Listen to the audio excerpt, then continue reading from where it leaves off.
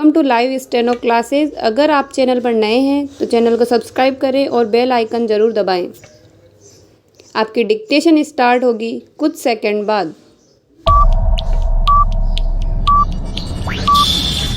10, 9, 8, 7, 6, 5, 4, 3, 2, 1, 0।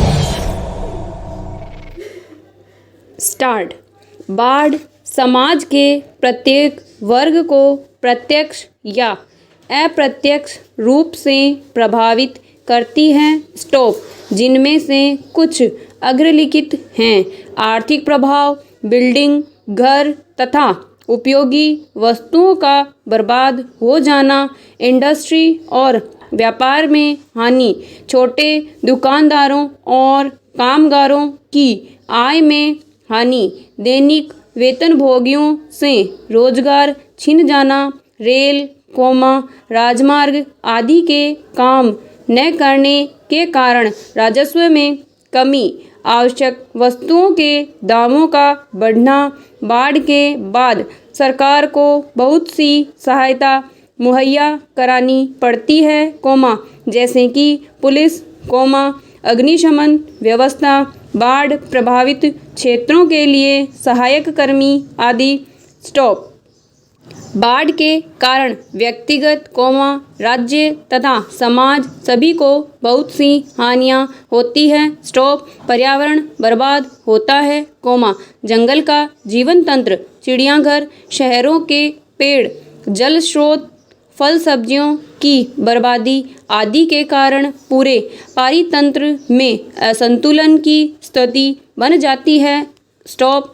दैनिक जीवन पूरी तरह से नष्ट हो जाता है। स्टॉप। प्रत्येक वर्ष सिर्फ बाढ़ के कारण भारत में 50 लाख से अधिक लोग प्रभावित होते हैं। स्टॉप। परिवार के सदस्य की मृत्यु से लेकर बेघर हो जाने तक की स्थिति से लोगों को गुजरना पड़ता है। स्टॉप। पालतू पशुओं को सर्वाधिक कठिनाई झेलनी पड़ती है। स्टॉप।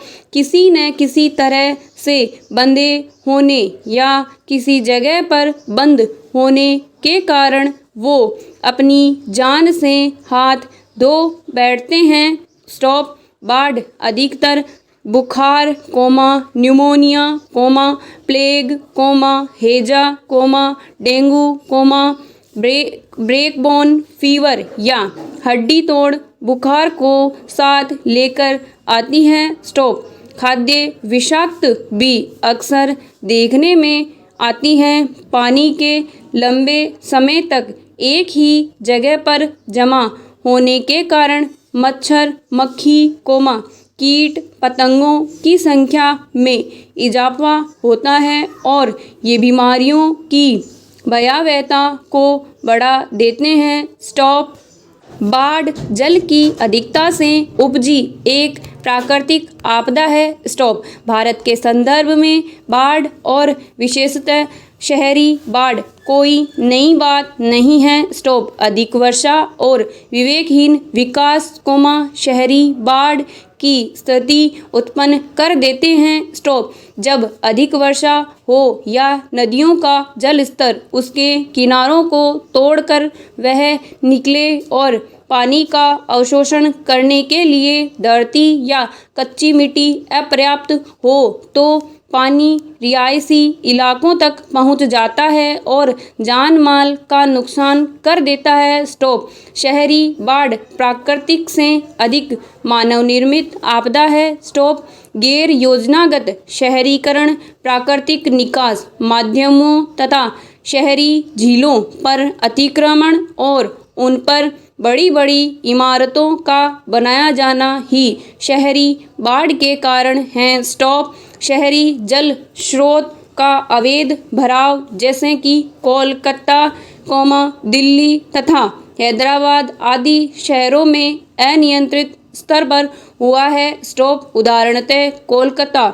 इस प्रकार के अवैध भराव के कारण 1970, 1978, 1984, 1999 में बाढ़ग्रस्त हुआ। स्टॉप। यदि हम दिल्ली की ही बात करें तो पूर्व काल में दिल्ली में लगभग 800 जल स्रोत थे, परंतु अब 600 के आसपास ही रह गए हैं। स्टॉप। अन्य सब नष्ट कर दिए गए हैं। स्टॉप। स्थानों पर कई अवैध कॉलोनी बसा दी गई और प्राकृतिक नालों को पाट दिया गया, इसलिए बाढ़ की स्थिति उत्पन्न होना कोई असामान्य घटना नहीं रही। स्टॉप।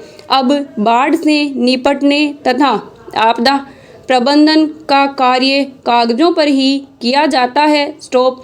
शहरी बाढ़ के विभिन्न कारण एवं प्रभाव हैं। स्टॉप।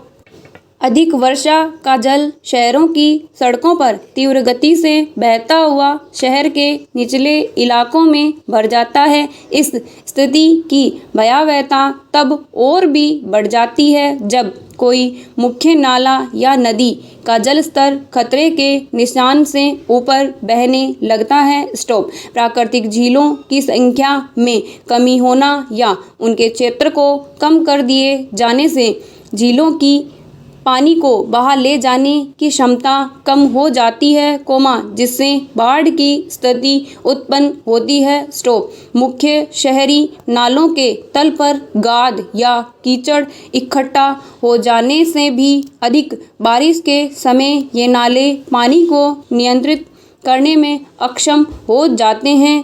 जनसंख्या से उपजा दबाव बढ़ने से अधिकाधिक वस्तुओं जैसे कि लकड़ी, जमीन और भोजन आदि की आवश्यकता बढ़ती है, जिसके कारण क्षमता से अधिक कृषि, पशुओं द्वारा चराई के कारण मृदा अपरदन होने लगता है और बाढ़ के अवसरों में वृद्धि करता है। स्टॉप। वनों की अंधाधुंध कटाई के और नदियों के आसपास के क्षेत्र में सड़कें, कृषि क्षेत्र आदि बनाने से मिट्टी आसानी से नालों, नदियों द्वारा बहा ली जाती है या उनके तल में बैठ जाती है, जिससे नदियों, नालों में जल स्तर बढ़ने का खतरा भी बढ़ जाता है। स्टॉप। शहरीकरण से भी क्षेत्रों में किसी न किसी प्रकार का निर्माण कार्य अन्यथा हो गया है, जिसके चलते किसी स्थान के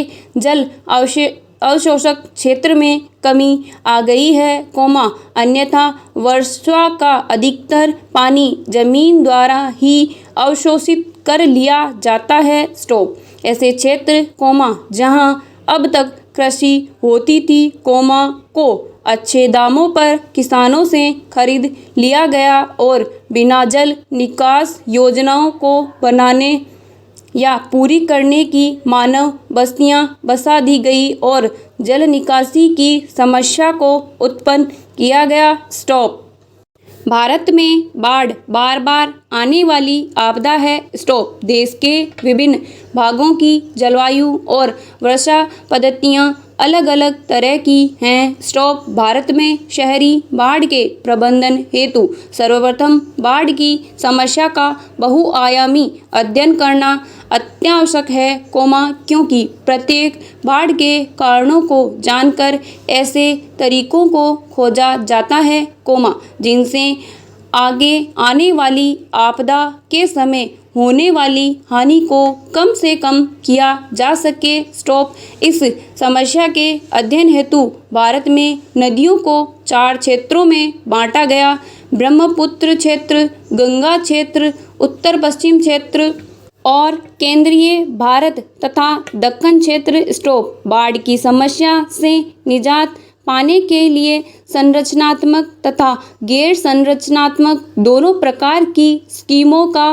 प्रयोग किया जाता है। स्टॉप। संरचनात्मक उपायों में शामिल है जलाशय निर्माण, वाहिका सुधार, सीमांत तटबंध निर्माण, उभरे चबूतरों का निर्माण, गांवों को ऊंचा उठाना, आदि।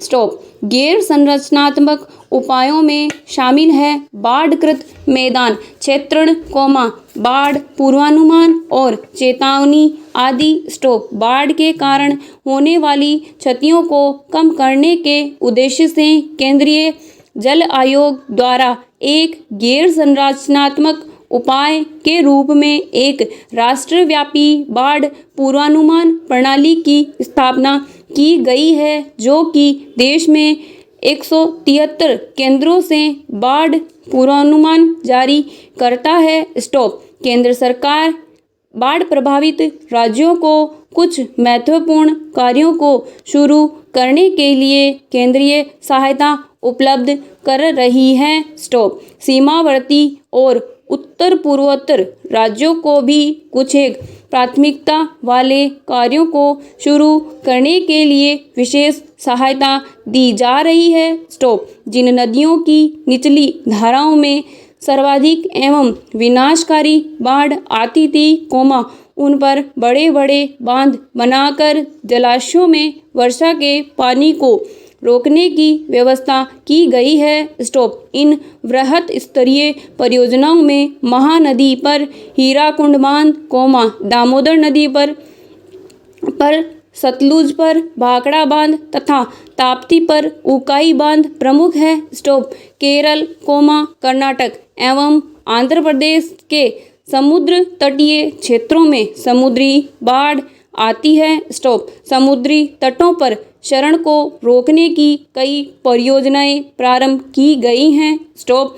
ब्रह्मपुत्र और बराक नदी घाटी देश में बाढ़ से प्रभावित होने वाले प्रमुख क्षेत्र हैं। इस क्षेत्र में बाढ़ नियंत्रण का मास्टर प्लान तैयार करने और इससे कार्यान्वित करने हेतु भारत सरकार ने संसद में सन 1980 में एक अधिनियम द्वारा ब्रह्मपुत्र बोर्ड गठित किया गया है। स्टॉप।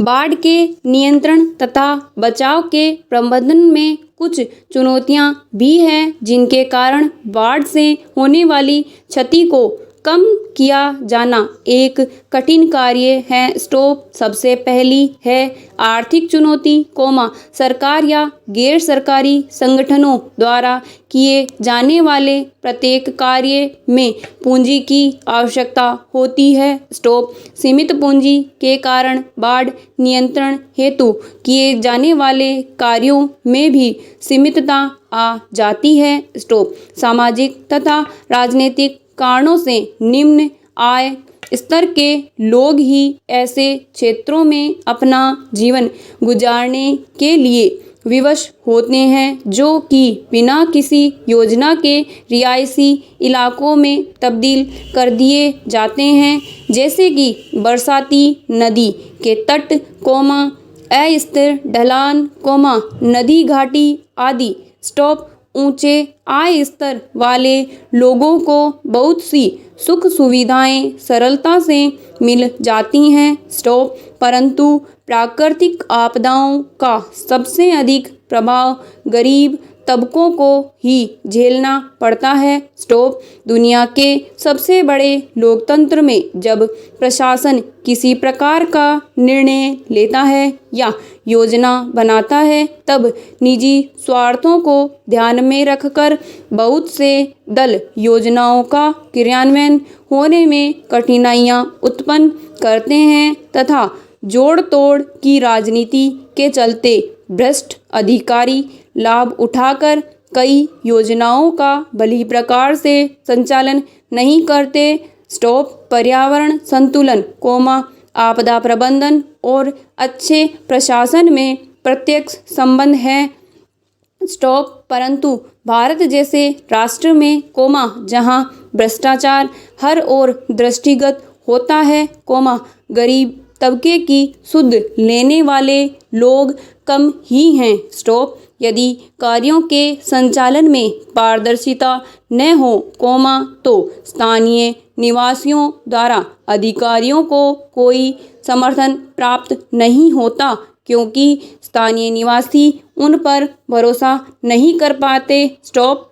शहरी बाढ़ से निपटना तथा बाढ़ पूर्व, बाढ़ के समय तथा बाढ़ के पश्चात समस्याओं से निपटने हेतु सरकारी, गैर सरकारी संगठनों को सम्मिलित रूप से आगे आना होगा। स्टॉप। बाढ़ किसी एक समय या वर्ष की कठिनाई नहीं है, बल्कि जलवायु परिवर्तन के साथ साथ बाढ़ की घटनाओं में वृद्धि हुई है। स्टॉप। अतः प्रशासन को आपदा की तैयारियों में अतिरिक्त सतर्कता बरतनी होगी। स्टॉप। यदि आज ग्लोबल वार्मिंग और शहरी बाढ़ को सम्मिलित करके न देखा गया तो आने वाले समय में नुकसान को कम कर पाना या रोक पाना एक असंभव सा कार्य हो जाएगा। स्टॉप। शहरों के निर्माण कार्य को इस तरीके से